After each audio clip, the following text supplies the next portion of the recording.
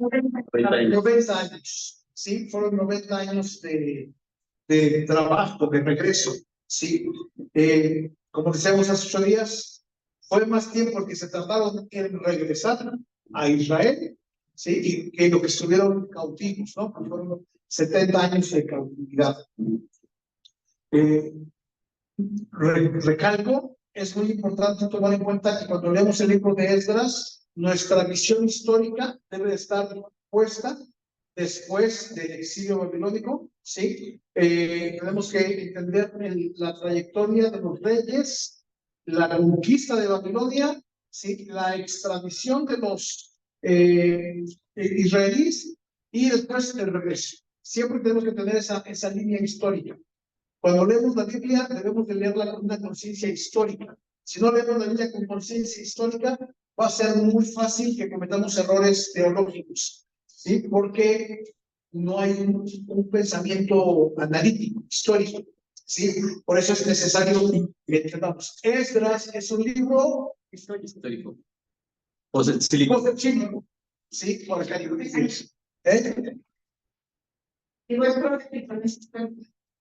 No, es histórico.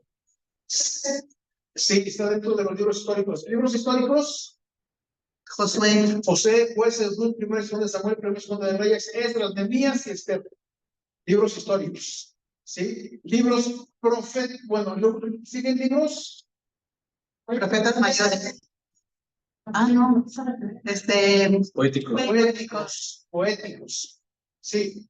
Después de los poéticos, siguen libros sapienciales, y entran Proverbios, Eclesiastés y Cantares. ¿Sí? Después de los sapienciales entran profetas mayores, y después entran profetas menores. Ahora, aquí hay una cuestión. ¿Por qué el hermano Moni dice que es un libro profético?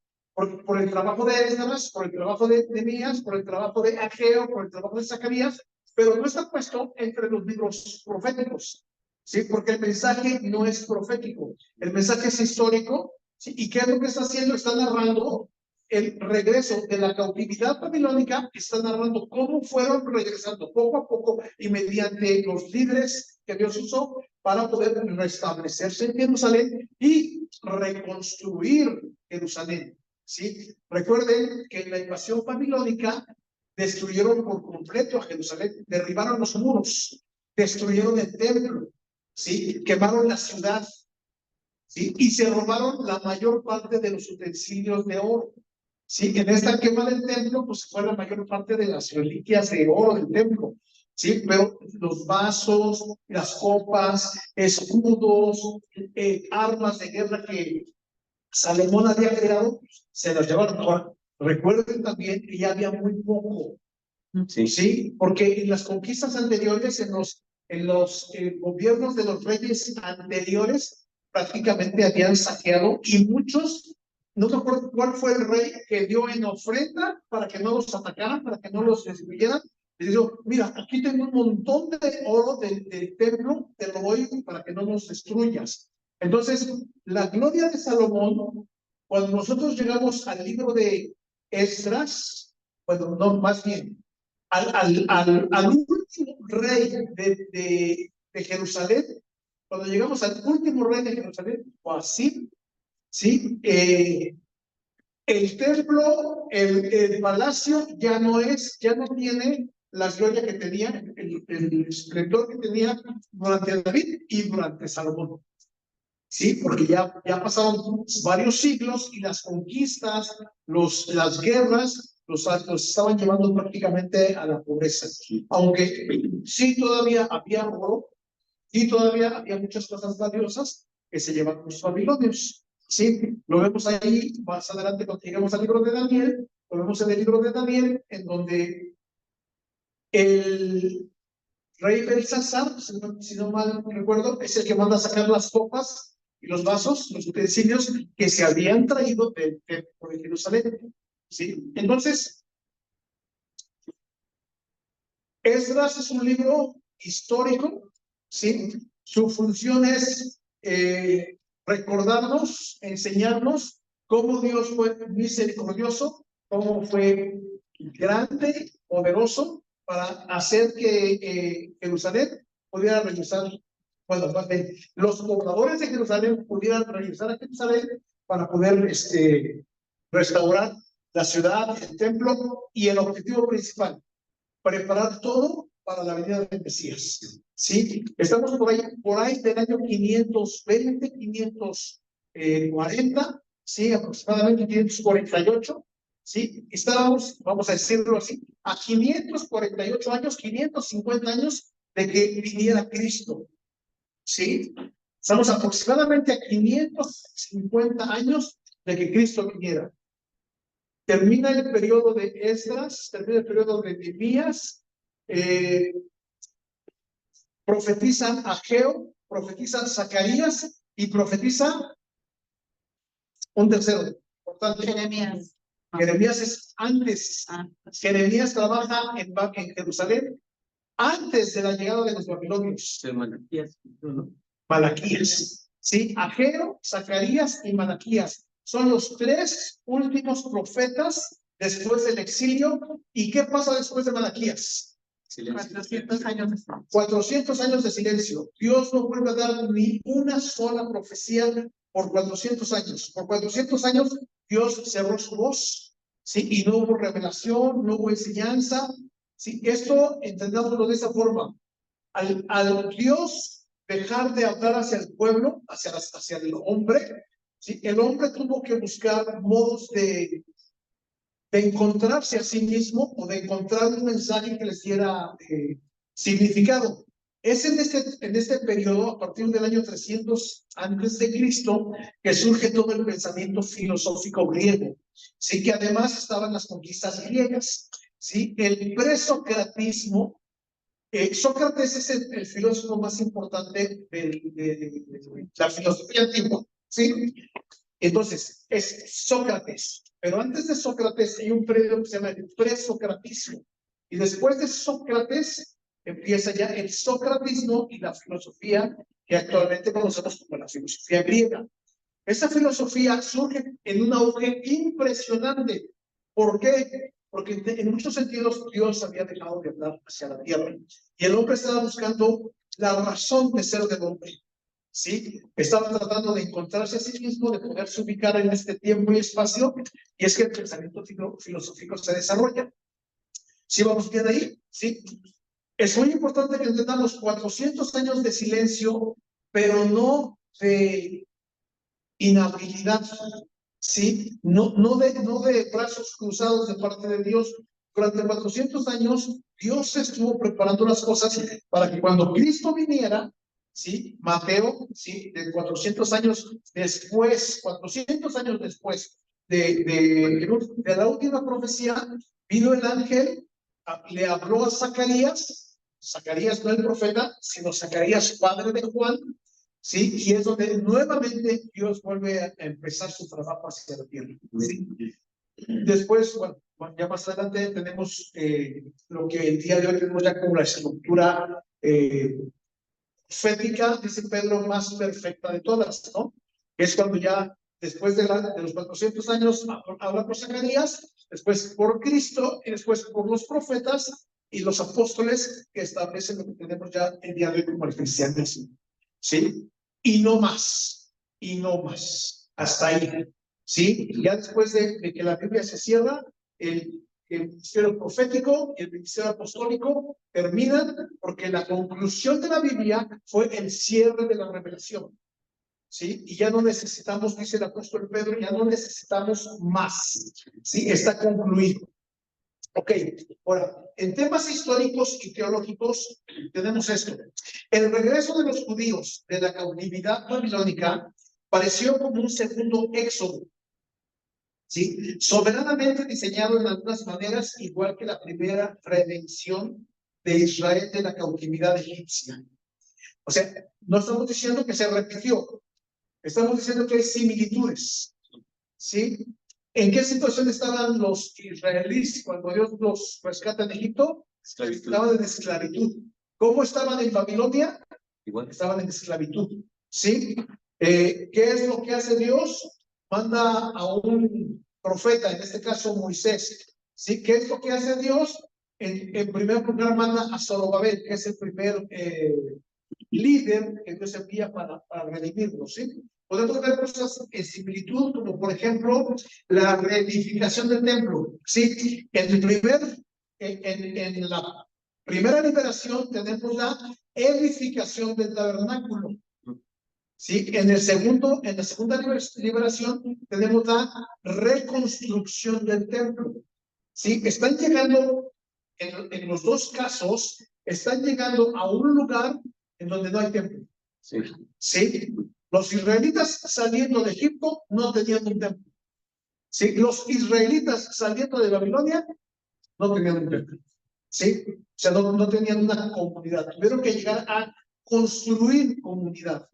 ¿Sí? Aunque ellos en Israel, en Egipto y en Babilonia ya eran una comunidad, pero tuvieron que llegar a construir una comunidad donde iban a ser establecidos.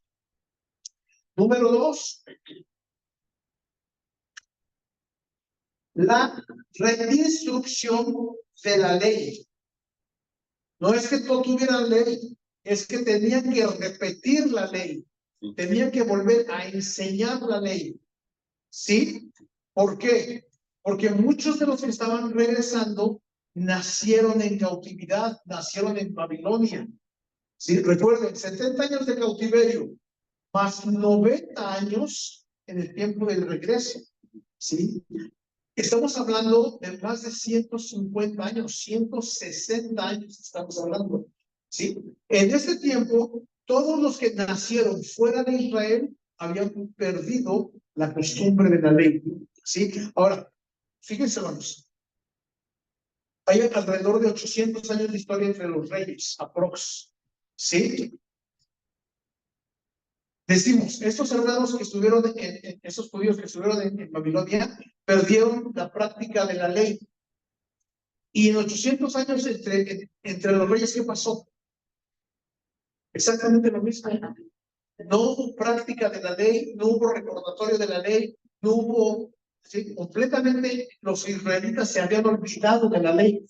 ¿Sí? A tal grado que cuando llega este rey, que fue el mejor rey de Judá, Josías se encuentra entre los escombros del templo, se encuentran una copia de la ley, ¿sí? Y se la llevan a Josías y la lee, y Josías rasga sus vestidos, porque por años, por muchos, cientos de años, se habían olvidado de la ley de Jehová, ¿sí? Entonces, imagínate, ¿por qué Dios los castigó? Porque se olvidaron de su ley. ¿Por qué los mandó a la cautividad? Porque se olvidaron de su ley. Ahora regresan, ¿y qué es lo que tienen que hacer? Reinstituir, ¿sí? El principio legal, el principio de la ley. Amén. Amén.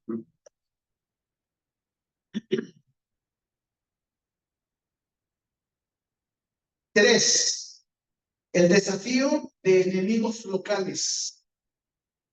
Son similitudes, recuerden, son similitudes. Los que regresaron de Egipto, ¿a qué se enfrentaron? Enemigos locales. Enemigos locales. ¿Sí? Los que regresaron de Babilonia, ¿a qué se enfrentaron? Enemigos locales. ¿Sí? No los querían.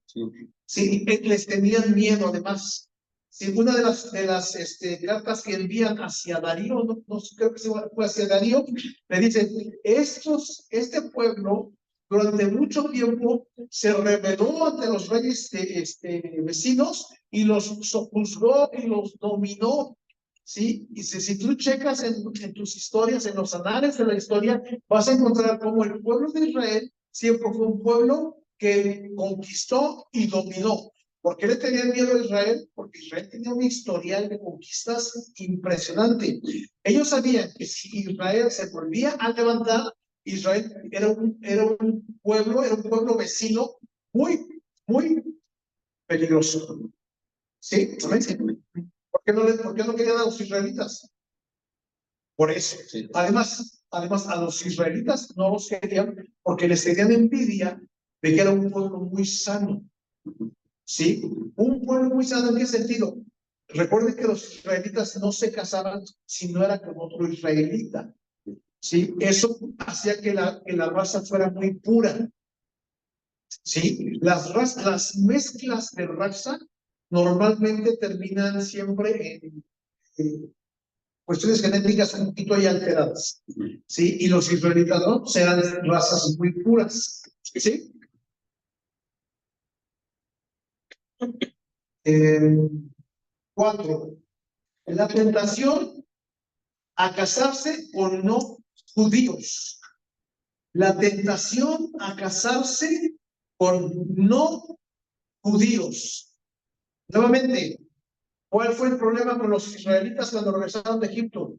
Las mujeres de los pueblos vecinos, ¿sí? Se juntaban con las mujeres de los pueblos vecinos y las mujeres de los pueblos vecinos les enseñaban a idolatrar, ¿sí? ¿Y cuál fue el castigo de Dios para ellos? Siempre destrucción, siempre muerte.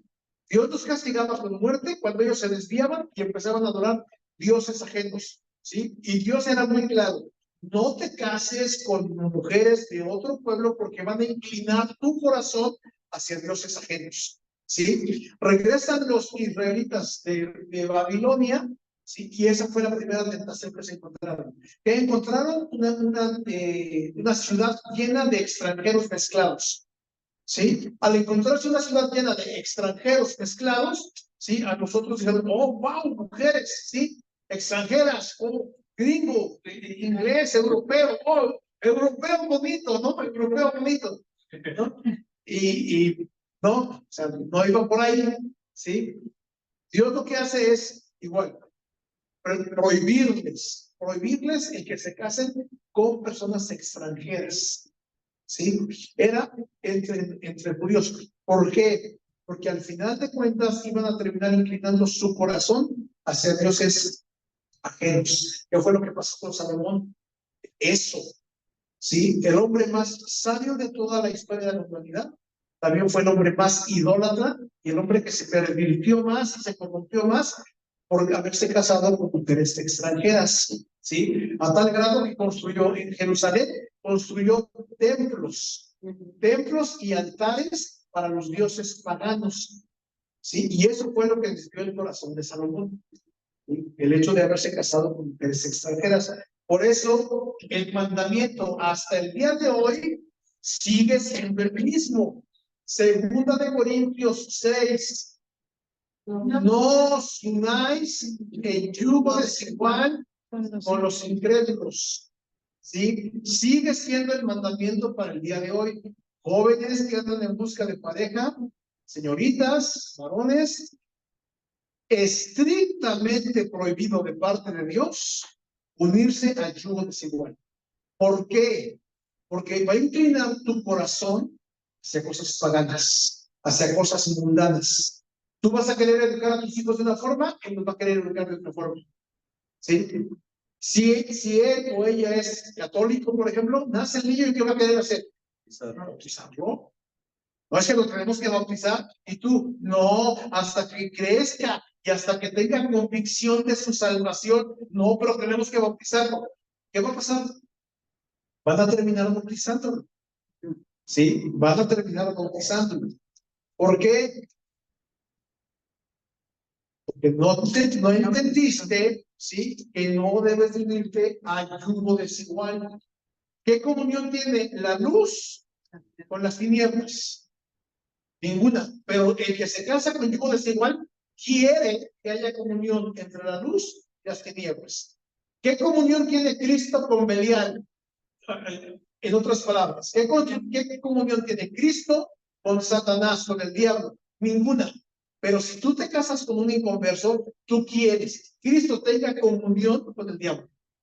Y eso es imposible, ¿sí? Ahora, al final de cuentas, una persona que dice que es cristiana y desobedece un mandamiento tan importante y se casa con un inconverso, es porque al final de cuentas no es cristiano. Porque puede pasar por alto la palabra de Dios de una forma tan sutil, tan sencilla, tan me vale, ¿sí? ¿Qué es lo que tiene que hacer esa persona? Venir en arrepentimiento y fe, acercarse al Señor, recibir al Señor, considerar, comerlo como su Señor y aceptar sus mandamientos como un reglamento. Hermano, cuando yo ya me casé, ahora me está yendo re mal. Y ahora de verdad, ¿sí? Vamos a orar para que tu esposo en algún momento se llegue a convertir al Señor, ¿sí? Pero mientras, hay que aguantar, ¿sí? Es un mandamiento, hermanos, es vigente, es vigente. Dios sabe lo que está diciendo. Si te casas con alguien de otro pensamiento, te va a ir mal, vas a sufrir, ¿sí? Si es que no terminas desviándote por completo. ¿Sí? La mayoría de las personas que yo he conocido que se casan con inconversos, terminan alejándose del Señor. ¿Sí? Terminan yéndose, porque su vida se vuelve muy complicada y prefieren no sufrir las complicidades de esto, ¿no? Lo complicado de esto. No, pues mejor al tener tranquilo pues mejor no voy, ¿no? Pues no va por ahí, sí, pero hay que obedecer al Señor. Punto número 5. A ver, todavía no termina el 4. La tentación de casarse con no judíos, resultando en idolatría. Otros paralelos entre el éxodo original y el regreso de Babilonia debieron haberles parecido a los que regresaron como si el Señor les hubiera dado un nuevo comienzo. Sí. A los que regresaron, el regreso es como si Dios les hubiera dado la oportunidad de empezar de nuevo. ¿Sí? O sea, el pueblo de Israel cuando sale de Egipto tiene un comienzo. Ahí comienza la historia del pueblo de Israel. ¿Sí? ¿Estamos? Sí. Sí, ahí es donde se forma la nación. ¿Sí? ¿Por qué Israel se convierte en una nación después de salir de Egipto? Porque Dios se vuelve su Dios y además les dicta una constitución política. Y eso es lo que establece el carácter de una nación. ¿Por qué somos nación?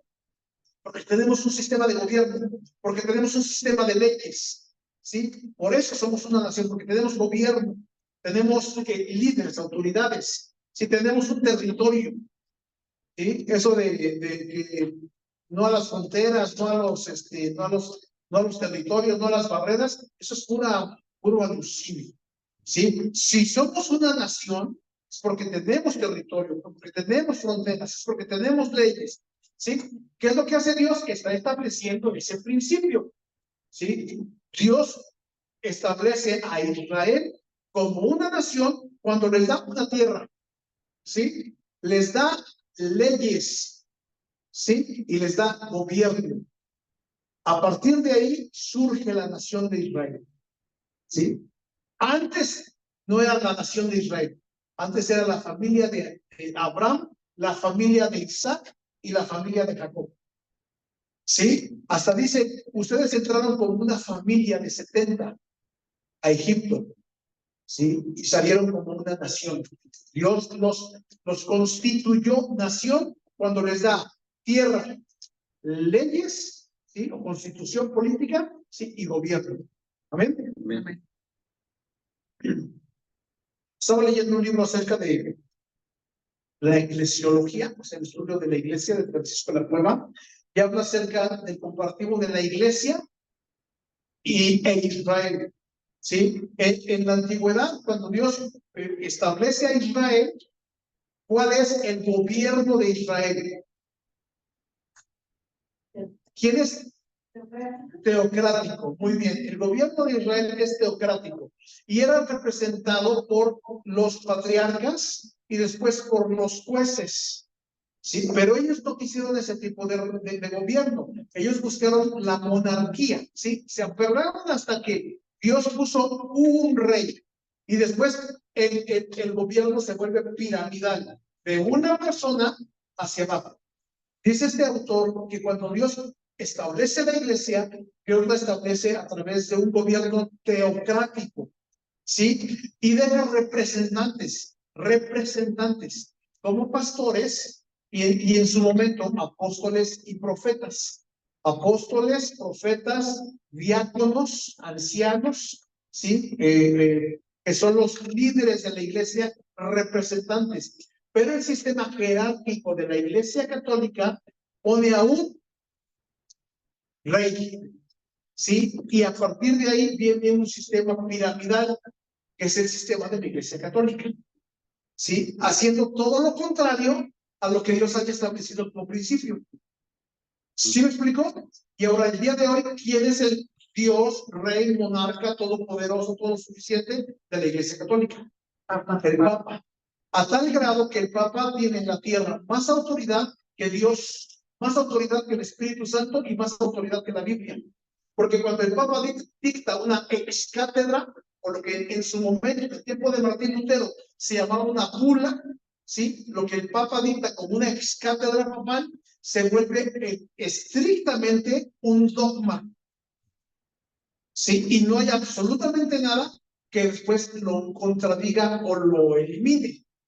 ¿Sí? Por eso el día de hoy hay tanta mezcolanza en el movimiento católico por la cantidad de bulas papales y de escátedras papales que entre ellos mismos se contradicen.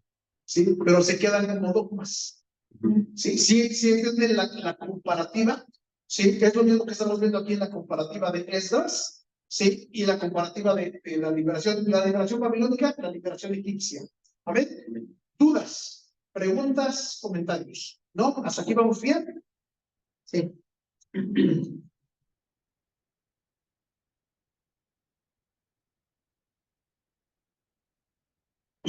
Otro tema prominente que sale a la superficie en Esdras es la oposición de los residentes. ¿Sí? Los residentes locales. Una mezcla de todas partes, pero principalmente esos residentes se les llaman los samaritanos. ¿Sí? Samaritanos cuyos ancestros, ¿sí? Cuyos ancestros, fíjense, ¿por qué se les llama samaritanos? Porque se establecen en la región de Samaria, ¿sí? Ya habíamos dicho hace 8 días. Hace 8 días dijimos, la región de Samaria, ¿de dónde surge? ¿Y por qué es tan importante? ¿Sí? A ver si se acuerdan. Del monte Semer. ¿Del monte? Semer. Semir. Ah, bueno, mi versión dice Semer, perdón. Ok, ¿qué versión estás viendo? Nueva. Ok, bueno, según Reina Valera, Semir, monte Semir, ¿sí? Y era la capital. Samaria. No, No, Samaria era la capital. de Israel. No, Del reino del norte, del reino del norte. Samaria era la capital del reino del norte. ¿Sí se acuerdan? Está dividido. ¿Sí? Israel está dividido.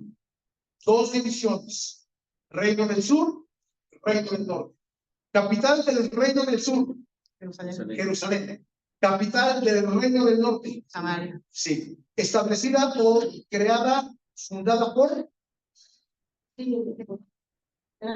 No. No. El papá de Acab. El rey papá de Acab. No me acuerdo cómo se llama. No me acuerdo cómo se llama el papá de Acab. Pero sí recuerdan a Acab, esposo de Jezabel. El papá de Acab levanta esa ciudad como la capital del reino del norte. ¿Sí? Sí. Y entonces viene siendo la ciudad principal del reino del norte hasta la conquista babilónica. Después, cuando regresan, esa ciudad está poblada. ¿Por quiénes? Por judíos que se habían quedado ahí y una mezcla. ¿Cómo? Hombre, sí, hombre, papá de acá, ¿sí? Samaria se puebla, o se pobla, se puebla, sí, Samaria se puebla, de judíos que se quedaron en el exilio babilónico. ¿Quiénes fueron los judíos que se quedaron en el exilio babilónico? Los más pobres. Los más pobres, ¿sí? Los más ignorantes, ¿sí? Los más feos, ¿sí? Entonces, fueron de los que abandonaron ahí. Ahí nos dijeron, ustedes no nos sirven para nada. Los más jóvenes, los más ricos y los más guapos al palacio. ¿Sí? Yo voy a ir al palacio. No es cierto, no soy rico, no soy rico. Sí, entonces, no, a mí me hubieran dejado entonces con los de Samaria. Ahí se quedaron los más pobres, los que no tenían terreno, los que no tenían propiedades, se quedan en Samaria. Y el rey babilónico les envía gente para poblar la ciudad. ¿De dónde venía esta gente? principalmente venían de Siria. ¿Sí? ¿Cuál era el peor enemigo de Israel en ese tiempo? Los asirios. ¿Sí? Enemigos importantes de Israel, los filisteos. Los filisteos fueron un ejército que todo el tiempo les dio la hasta David. David vino y los aplacó. Sí, pero todo el tiempo los filisteos sobre los israelitas. Los asirios fueron peor que los filisteos. ¿Sí? Estos asirios vienen de Asiria, ¿sí? Vienen a vivir a Samaria y se establece lo que es ya la comunidad samaritana. Cuando regresan los israelitas a Samaria, a Israel, ¿sí? al territorio dado por Dios, encuentran a esta nueva población, ¿sí? Y para ellos era una aberración, porque tenían un sincretismo religioso, o sea, una mezcla de religiones judaicas y paganas de todo tipo. ¿Sí? ¿Y qué es lo que hace entonces? Los israelitas se separan, completamente se separan. Cuando llegamos al Nuevo Testamento, es algo que también ya vimos la vez pasada, cuando llegamos al Nuevo Testamento, ¿cuál era la relación entre judíos y samaritanos? No se, dice, no se hablan. Pues en castellano chilango decimos, no se tragan. ¿Sí? No se tragan, ni de chiste. A tal grado que si yo tenía que ir para allá, de aquel lado del país, si me atravesaba Samaria, yo tenía que dar como una vuelta de 3 días caminando para no cruzar por Samaria, porque el puro polvo de Samaria para los israelitas era una ofensa. Por eso es tan escandaloso cuando llega el Señor Jesús y está hablando con la mujer del esposo. ¿Sí recuerdan a la mujer del esposo? ¿De qué nación era? Samaritana. ¿Sí? Dice, ¿cómo es posible tú hablándole a una samaritana? ¿Sí? Y ahí es donde está uno de los desarrollos teológicos más importantes, ¿sí? Donde Jesús plantea todo lo que es acerca de la adoración, de la línea mesiánica, ¿sí? Y de lo que es, dice el Señor Jesús, adorar en espíritu y en verdad. ¿Sí? No es el tema que vamos a desarrollar el día de hoy, pero es en ese punto en donde se da esta enseñanza. ¿Amén?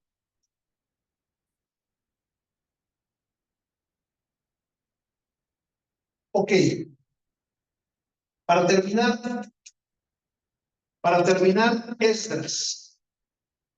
Principales doctrinas en Esdras.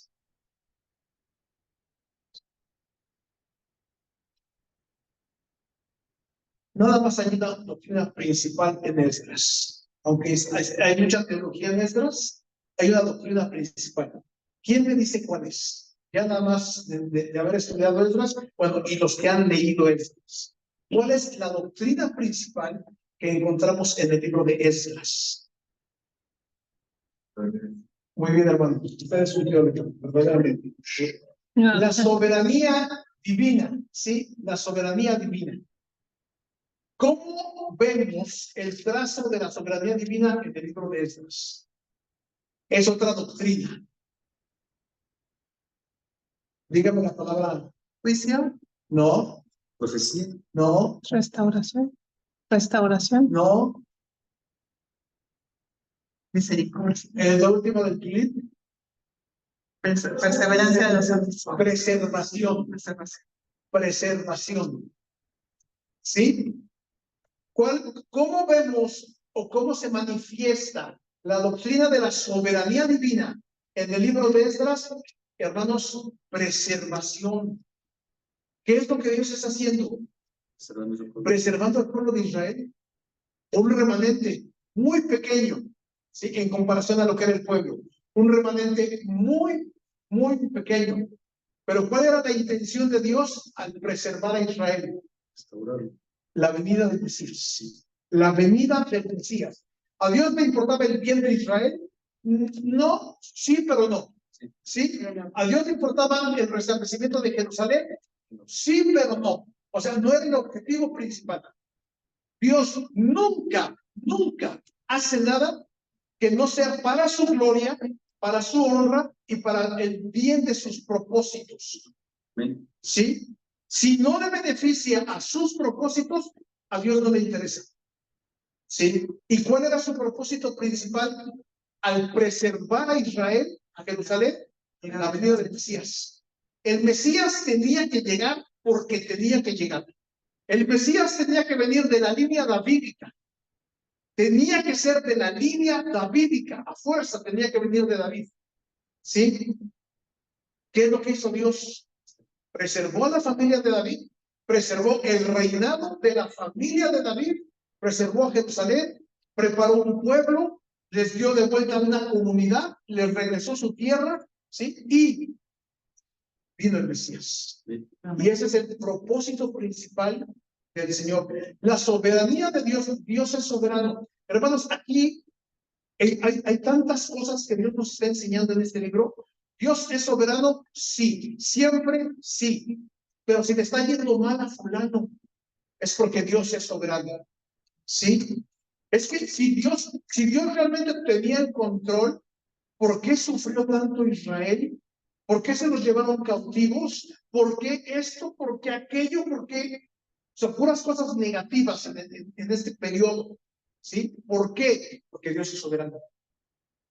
Porque Dios tiene el control. Hermanos, no hay absolutamente una molécula en este planeta Tierra ni en todo el universo que ande saltando fuera de la soberanía divina. Amén. ¿Sí entendemos eso? Sí, imagínense un universo tan inmenso y una molécula tan pequeña. No hay una sola molécula que dé un salto fuera de la soberanía divina. O sea que lo que te está pasando, lo que estás viviendo, lo que estás atravesando es soberanía divina. Pura soberanía divina. Señor, pero es que yo no lo entiendo.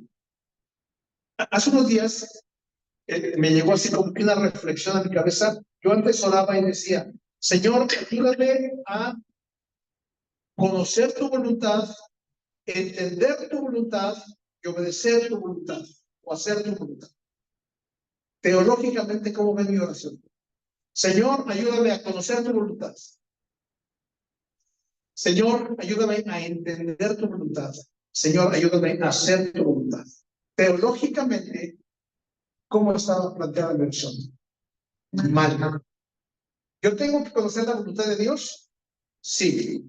¿Yo tengo que hacer la voluntad de Dios? Sí. ¿Tengo que entender lo que Dios está haciendo? No. Dios no me llama a entenderlo. Dios me llama a conocer lo que Él está haciendo y Dios me llama a hacer lo que Él me está mandando. Señores, que no entiendo, cállate, tengo que obedecer. Yo me pongo en la posición de papá. ¿Cuántas órdenes no dimos como padres? Porque nosotros sabíamos que eso es lo que a ellos les beneficiaba. En algún momento ellos no entendieron por qué les poníamos una hora o por qué les ponemos una hora de llegar a la casa. En algún momento no entienden por qué les digo, te reportas en cuanto llegues allá. ¿Sí? A lo mejor todavía su cabeza no les da para eso hasta que lleguen ellos a vivir la situación en la que nosotros estamos parados. ¿Sí me explico? Ellos no tienen que entender. Ellos tienen que obedecer. Obedecer, obedecer y obedecer. Es que ¿por qué? No tengo por qué explicarte por qué. Obedeces y te callas. Así de sencillo es la vida. ¿Sí? Ahora, así de sencillo es la vida con Dios. Señor, pero ¿por qué estoy atravesando por esto? No te puedes dar ninguna explicación. No tengo por qué darte ninguna explicación. ¿Sí? ¿Job recibió una explicación? No. No. Hemos leído Job. Job vive una calamidad impresionante. Y al final, Dios se le presenta. Job ya no reclama. Y Dios le dice, ¿dónde estabas tú cuando esto y esto? Y yo estaba haciendo la tierra, y yo estaba haciendo el aire, yo estaba haciendo el agua, y yo tengo el granizo guardado, y yo tengo esto, y esto, y esto, y esto, ¿sí? Y al final Job dice, sí, Señor, sí, de oídas te había oído, sí, mas ahora mis ojos te ven, pero nunca le pidió una explicación, y Dios nunca le dio una explicación, porque Dios no da explicaciones de lo que Él hace. Dios es soberano, es todo suficiente, todopoderoso, y nosotros no. Y así de sencillo se resume la vida cristiana. ¿Sí? ¿Y qué es lo que pasa entonces? Que lo que Dios está haciendo, lo está haciendo con un propósito. ¿Sí? ¿Cuál es el propósito? ¿Tu beneficio? ¿Tu bienestar? No. Es su gloria. Su gloria. ¿Sí? Hermanos, ¿qué beneficio puedo yo tener al ser quebrantado por una crisis económica? Nada. Puede ser un matrimonial, un problema de hijos, un problema de salud, un problema de legal, ¿sí? En algún momento no es ningún beneficio, ¿sí? Al final puede traer algún crecimiento y madurez, ¿sí? Pero el objetivo principal es la gloria de Dios. Sus planes, sus propósitos, ¿sí? Su proyecto, lo que Él ha decidido. Y hermanos, y en Cristo podemos ver la perfección de los planes divinos, ¿sí? Todo, absolutamente todo lo que se profetizó en el Antiguo Testamento, que son alrededor de 600 profecías, se cumplen en el nacimiento de Jesucristo. ¿Sí? No falló nada. ¿Sí? Imagínate, tú de repente llegas a Israel, al territorio, ya no encuentras las 12 tribus del norte y ya no encuentras las 2 tribus del sur. ¿Sí?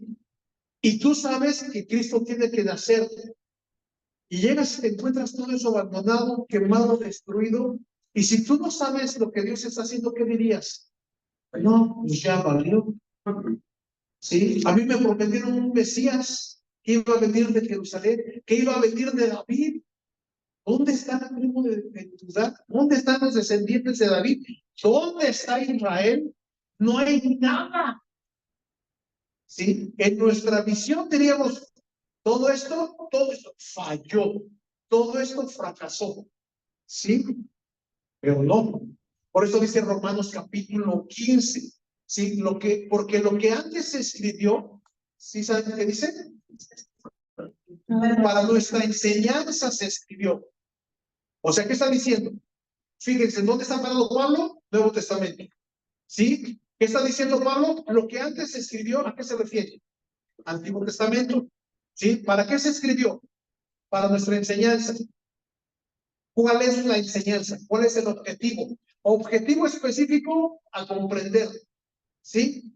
Porque lo que antes se escribió para nuestra enseñanza se escribió a fin de que por la paciencia y la consolación de las Escrituras tengamos esperanza. ¿Sí? ¿Qué es lo que está diciendo Pablo? Hermanos, lo que se escribió antes se escribió para que ustedes entiendan que lo que se está escribiendo se va a cumplir. Cristo dijo que iba a venir por segunda vez. Hermanos, todo pareciera, en este instante, todo pareciera que ya no viene, o que ya se le olvidó. ¿Cierto o no es cierto? Es un descontrol. La ciudad, el planeta entero es un caos. Uno podría decir, Señor, ¿de veras todavía eres soberano? ¿Sí me explicó? Y esa fue la pregunta de Nietzsche, ¿no? O de los filósofos, ¿sí? ¿Dónde está Dios? ¿Y quién fue el que dijo Dios ha muerto? Nietzsche. Dios ha muerto. ¿Por qué Nietzsche llegó a esa conclusión? Por lo que sus ojos veían. ¿Sí? Por lo que sus ojos se alcanzaban a percibir. Un mundo completamente caótico. ¿Sí? Al no poder ver hacia el futuro por los ojos de la fe, la gente dice, esto ya falló. Pero por eso dice Pablo, lo que antes se escribió para nuestra enseñanza se escribió. Tú hubieras llegado a Jerusalén en el año 500, 520, 530, no encuentras nada. Hubieras dicho, no, a Dios ya le falló. A mí se me hace que en los planes de Dios, Dios murió y todo fue un fracaso. Pero ¿qué es lo que podemos ver? Que al final de cuentas, Dios está obrando. Dios está obrando. Por eso dijo el Señor Jesús, mi Padre hasta ahora trabaja. ¿Sí? No dice, a ver, espérame. No dice la Biblia que Dios terminó 6 días de trabajo y descansó el 7º. Sí, pero no dice que se quedó descansando. ¿Sí? O sea, no dice que al siguiente día ya no trabajó. No, Dios sigue trabajando. ¿Sí? ¿Cuál es el trabajo de Dios? El cumplimiento de sus planes. Dios sigue orquestando todo para que todo se cumpla conforme a su propósito perfecto. ¿Sí? No hay absolutamente nada que se salga de su control. Amén. Sí, con esto terminamos Esdras. No es cierto, perdón. Me falta un punto, un solo punto. El carácter de Dios en Esdras. Sí, el carácter de Dios en Esdras. Apuntamos, Dios es bueno, Dios es poderoso, Dios es justo, Dios es sabio y Dios se aira o Dios se enoja. Otra vez. Repito, desde el principio. Dios es bueno, Dios es poderoso, Dios es justo, Dios es sabio, Dios se aira. Hermanos, cuando yo hablo del carácter de Dios, siempre estoy hablando de sus atributos o perfecciones. ¿Sí? Siempre que yo hablo del carácter de Dios, yo hablo de sus perfecciones y de sus atributos. Siempre que yo hablo de sus atributos, estoy hablando de su carácter. ¿Qué es el carácter?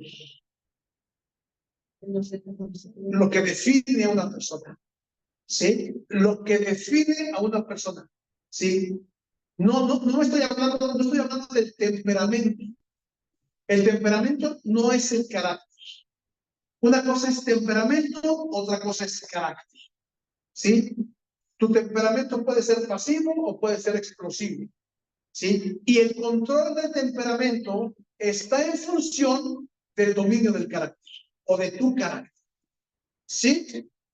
Es que ese hermano tiene un carácter bien fuerte. No, si ustedes conocieran al pastor, el pastor tiene un carácter bien fuerte. ¿Sí? ¿Qué es lo que están diciendo? Que es enojón, que es gritón. ¿Sí? Eso es, entonces alguien diría, eso no significa que el pastor tenga carácter fuerte. Eso significa que no tiene carácter. Exacto. ¿Sí? Si realmente tuviera un carácter fuerte, tendría un pleno dominio de su temperamento y de sus emociones. Eso significa tener carácter. Un perfecto dominio de tu temperamento y de tus emociones. Si tú eres la persona que cuando pasa algo gritas y azotas y perreas y pataleas y salen las lenguas, sí, pero no las bíblicas, las viperinas, sí, las lenguas, los ajos y cebollas, si estamos en esas condiciones, es que no tienes carácter. ¿Sí? El apóstol, ¿quién fue? Bueno, que dijo, porque Dios no nos ha dado un espíritu de cobardía, sino de poder, amor, ese es carácter cristiano. ¿Cómo define el carácter cristiano? Poder, amor, dominio propio. ¿Sí? Dominio propio. Dominio propio. Dominio propio. Si tú llegas y dices, ay, es que esa persona me hizo enojar, hay un problema. Ya no estamos hablando de dominio propio. Estamos hablando de un carácter subyugado, manipulado y controlado por otra persona. Esa persona puede hacer todo lo que se le dé su gana. Puede ser circo, maroma y teatro. ¿Sí? Pero depende de mí que yo me enoje. ¿Sí? Depende del dominio propio. ¿Sí? Por eso es tan importante. Ahora, cuando yo hablo de carácter de Dios, yo estoy hablando de su naturaleza, de su esencia, de lo que lo define. ¿Sí? Por eso que el carácter de Dios en Esdras, ¿sí? Su carácter son sus atributos manifiestos. ¿Sí? Dios es bueno, amén, Dios es bueno. Sí, Dios es justo. ¿Sí? Dios es poderoso. Dios es sabio. Y es muy importante y casi a la gente no le gusta mencionarlo. Dios se aira, Dios se aira. Hermanos, Dios sí se enoja. ¿Sí? Y a la fecha todavía Dios sí se enoja. Y si no nos ha consumido es por sus misericordias. Pero Dios sí, hermanos, sí se aira. ¿Sí? Sí se enoja. Dios se enoja ante una injusticia. Dios se enoja ante un pecado. ¿Sí? Dios se enoja ante una desobediencia. Si no nos mata, es por su misericordia y por su gracia. Pero Dios tiene un carácter que se aira, pero como dice la palabra, airaos, pero no pequéis, eso es lo que Dios manifiesta. Un carácter de ira sin pecado.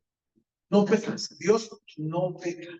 Amén. Ok, entonces hasta aquí. ¿Alguna duda? ¿Alguna pregunta? ¿No? ¿Estamos bien? ¿Terminamos con Esdras entonces? ¿Sí? Ok, la próxima semana empezamos con el estudio del libro de Nehemías, que va a ser muy similar, porque recuerden, Esdras y Nehemías al principio eran un solo libro. Se dividieron después por cuestiones gramaticales. Sí, pero al principio era un solo libro y los dos están narrando, juntos están narrando todo el regreso de Israel. Amén. La semana que entra, a las 10 de la mañana, empezamos para ver ese punto. ¿Sí? ¿Tenemos gente ahí en línea? ¿Sí? Ok. Bueno, a las personas que están ahí acompañándonos en línea, les damos las gracias por haber estado con nosotros. Sí, nos vemos primeramente Dios el próximo domingo. Dios les bendiga.